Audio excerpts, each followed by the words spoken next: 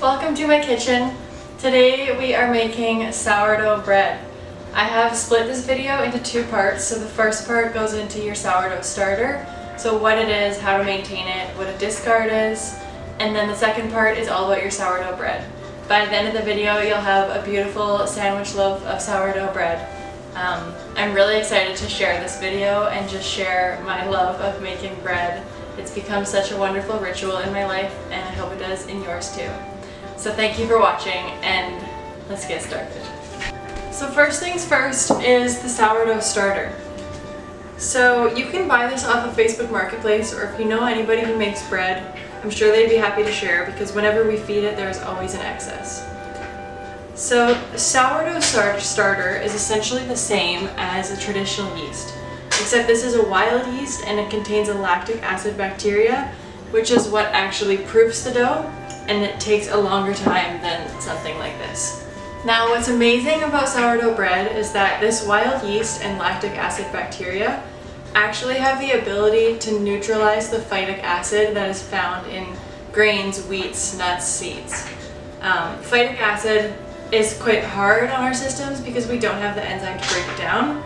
So this naturally occurring starter actually begins the digestion process, making it easier for us to digest. Sourdough is also a prebiotic, so it's feeding the good bacteria in our gut, so it just leaves you feeling great. Now what do I mean by feeding your starter? So how to take care of it.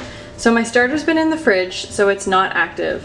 Now that I know that we want some bread in our house, I pull it out on the counter, I feed my starter so then it's active and I can make my bread. After I've used that active starter to make my bread, I can put this back in the fridge, or if I'm going to make another loaf tomorrow, I'll just leave it out on the counter. I only leave this on the counter when I'm baking it or I'm using it to bake every single day. Otherwise, it belongs in the fridge. Now, two methods of feeding the starter. You can either pair the weight of the jar and calculate how much is in here. So if I have 50 grams of starter in here, then I'm going to want to add 50 grams of flour and 50 grams of water.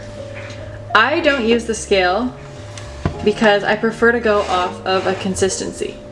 So when I make my loaf, I use room temperature filtered water because chlorine affects the feeding process. So I'll pour my water in, and you don't need that much. I'll give it a mix, and then I will bring my flour.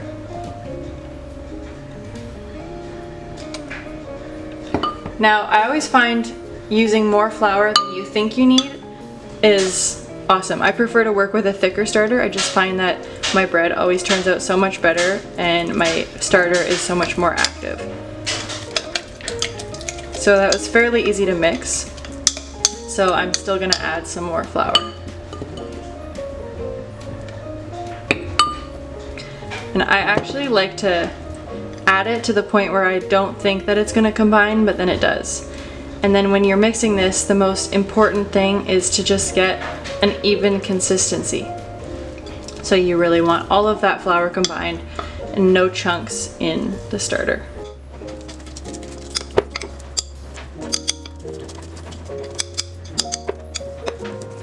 Awesome. And now that there are no chunks and that's nice and combined, I am going to put my lid on and let it rise.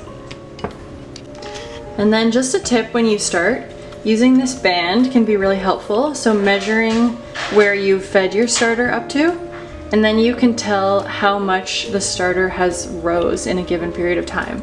So one last little bit about your sourdough starter. The more you feed it, the more active it will be. So if I've had this out on the counter and I'm feeding it every day because I'm making bread every day, this is going to be super active and it's going to rise very quickly. But because this has been in the fridge and I haven't made bread in about a week, it's probably going to take a little bit longer. Yeah, so the more you feed it, the more active it will be.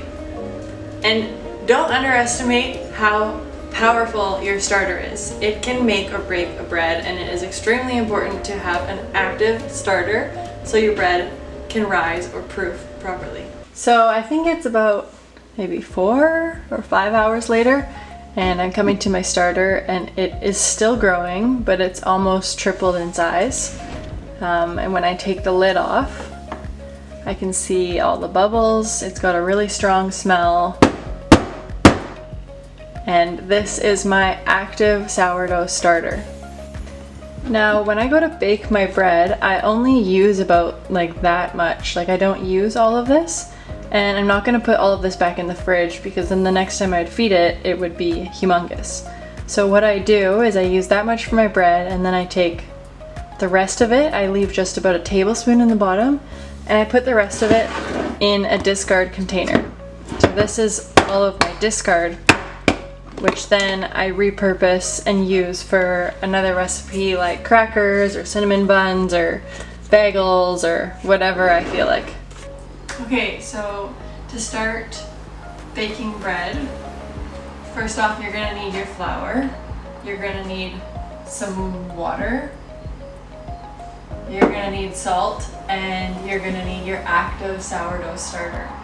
You also need a bowl to mix everything in, and you need a, whatever you're gonna cook it in. I like to just do this sandwich loaf in a 9x5 sort of like banana bread tray. I'd grab it, but it's in the oven. And you need something to also score the bread with. And then something to hold a dish of water because it's gonna get a steam bath, but I'll show you later if you don't know what that is. So I really like to use this organic flour by Anita's Mill, but any bread flour will work. And you can do any mix of like a white, a spelt, a whole wheat. I recommend sort of, if you're mixing the two, doing like a half white, half whole wheat to start and just go from there. If you want to do all whole wheat, it doesn't proof as much as a white bread, but it's still delicious. It also absorbs a lot more water. So when we're working off of a baker's percentage, instead of doing like a 50% hydrated loaf, you would get away with like a 70.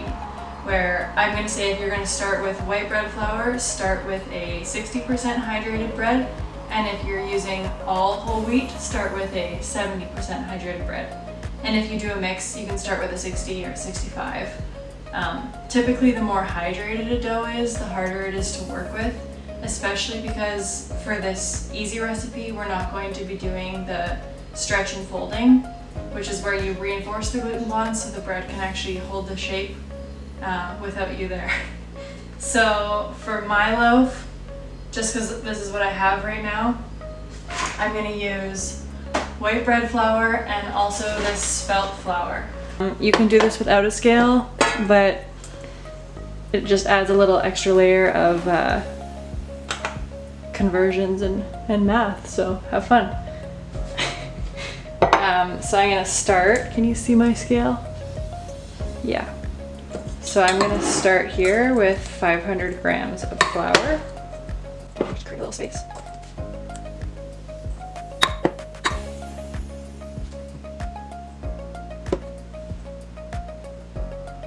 Okay, for me that's close enough. Then I am going to take my water and I'm going to tare this. And then to get a 60% hydrated loaf, I'm going to add 300 grams of water. And I like to do it all at once. I just find it's a bit easier. Okay, I went a little bit over, but I'm alright with that. And then I take my scale away. And then this is where I mix it. You can use one of those whisking spoons. I actually find like using my hand has been a really great way to get to know a flour and the consistency of a dough, and has made like other recipes a lot easier. Also the bread flour is like so incredibly soft, which is kind of fun.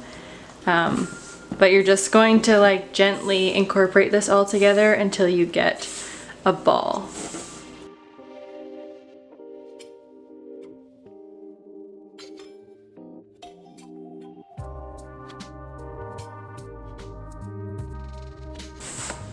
Also keep in mind when you add the starter, it's gonna get even more wet and harder to work with.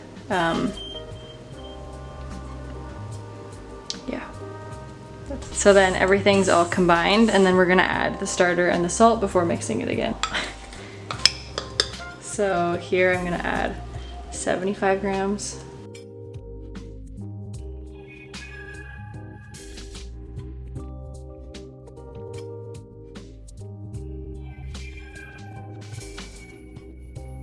I use this like Himalayan salt, but you can use pretty much any kind of salt that you like.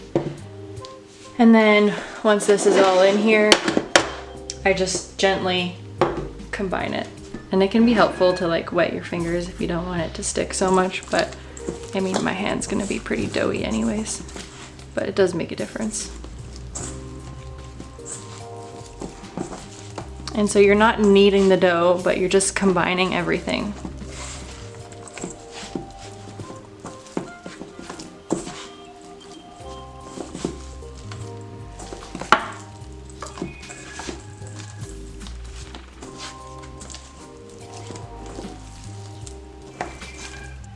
So that's pretty much all. You're going to, once the dough is all done, you're just gonna cover it with a damp towel. And you can either let this sit out overnight or you can do a slow ferment in the fridge. I'll talk more about this later. But when you come to your dough, if your dough's a little bit wet or like you added a little bit more water than you wanted to, or you wanted to practice your stretch and folds, which essentially is like setting you up for making a boule, which is like the fancy sourdough. I will show that in the next step, but it is optional. Just know that the more you hydrate the bread, the more that this step of stretching and folding actually kind of becomes necessary. But otherwise you can just let this hang out until it's fermented and ready to bake. So this step of stretch and folding is optional for this recipe because we are using a less hydrated bread. But if your bread is overhydrated or you want it to practice, I personally kind of find it fun, then you should give it a shot. It helps a lot to wet your fingers so the dough doesn't stick as much. And then what you're gonna do is just grab one side of the dough and you'll gently lift it up, give it a little wiggle, and then bring it down. You'll turn the bowl 90 degrees and do the same thing. Little wiggle, back down. So you're just encouraging the dough here to build the gluten bonds and you're helping the dough sort of strengthen itself. And once you go on all four sides, then you're just going to tuck the bread back in with a towel. Now you can do this step every half an hour up to 6 rounds. In this recipe you don't need to do it, but if you want to do it, I would encourage you to do it until your dough sort of starts to come together.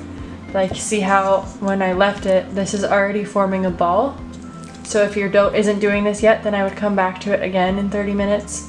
And then still, if it's not there yet, again in 30 minutes. But otherwise, you can just let this sit out overnight on the counter to ferment, or you can put it in the fridge for a long ferment, but I'll explain that in the next clip. So I just pulled my dough out of the fridge and I'm gonna get ready to start baking it, but I wanted to talk a little bit about the fermentation process.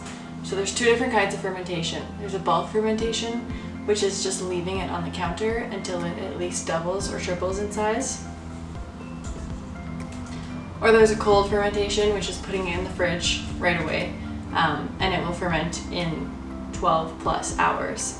Putting it in the fridge cools the temperature right down, so the fermentation process is much longer. And the bulk fermentation, so when you leave it in room temperature, it's much faster. Weather and humidity can really affect this process, which is kind of the troubleshooting and the sort of fun part, experimentation side of sourdough. So when it's really hot out, this bread could proof in like 5 hours on my counter. But when it's a little cold, it could take 12 hours for it to double in size.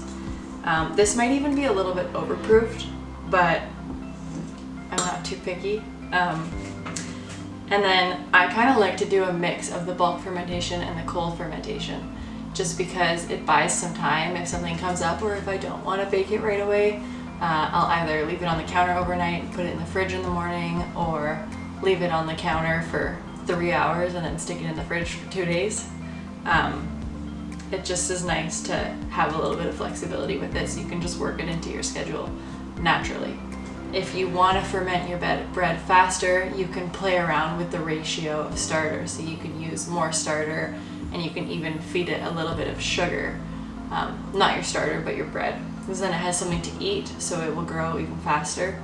But I do recommend just sticking to the basic recipe for the first couple times, get the hang of it, and then have fun with it. And if your loaf doesn't turn out perfectly, I have a couple ideas for you. Yeah. So now I'm going to get into my shaping. So I find it helpful to have a little bowl of water here so the dough doesn't stick to your fingers. But you're just gonna, you know, like it will come out, should come out nice and easy. If it doesn't, that's okay. Just wet your fingers. So I like to start by just gently getting the dough into like a big, long rectangle.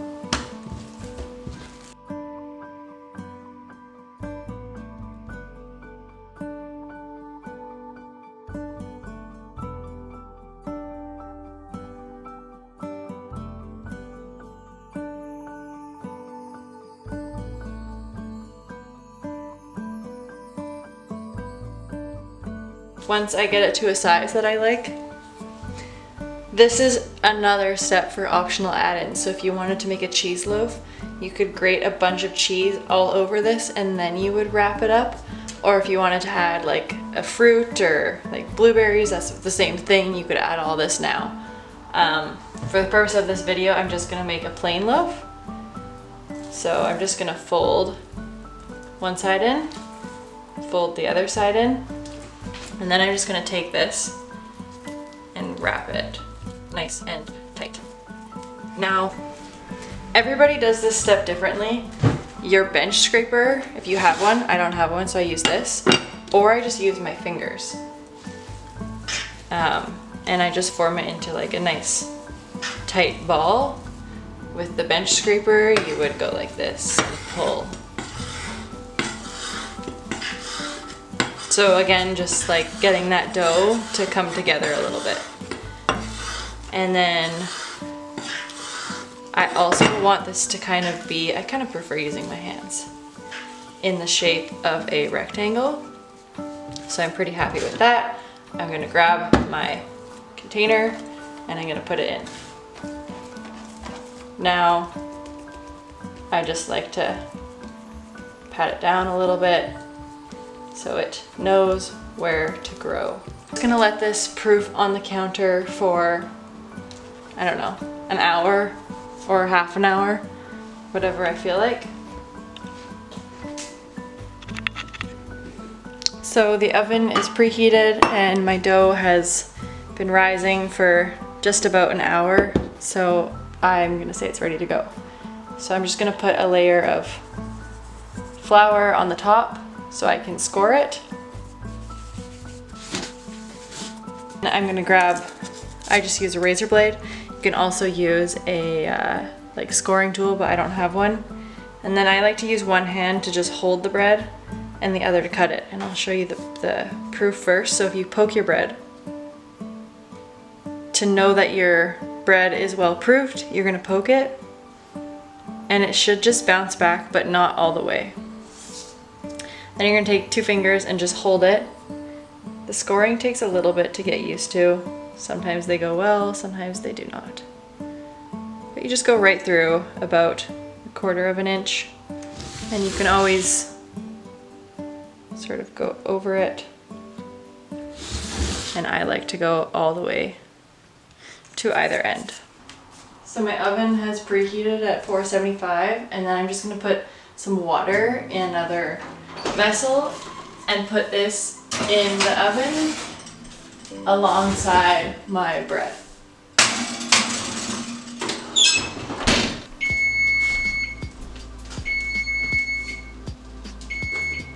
So you're just gonna turn the timer off and turn the temperature down to 400.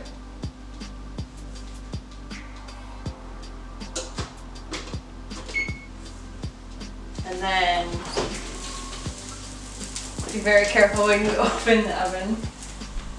And you're gonna take your steam bath out. Be careful here. It's opened up really nice. close the oven again and set a timer for 15.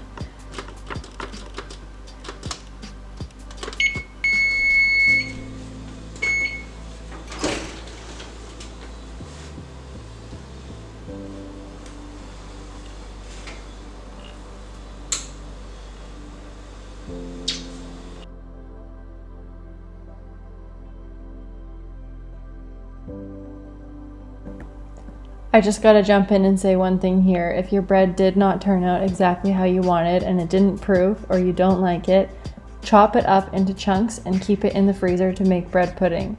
This is totally fail-proof. The bread is delicious and this recipe will not disappoint. You will be very glad you made the bread, even if it isn't perfect.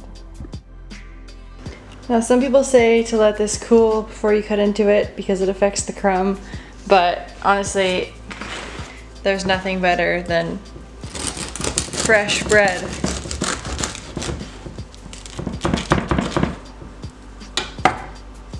You see? It's pretty nice. It looks good. Hey, wait. Thanks for watching and enjoy your bread.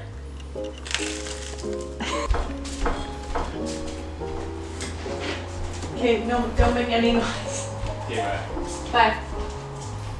So, okay. No, not now. Not my timer. Open the oven. Okay.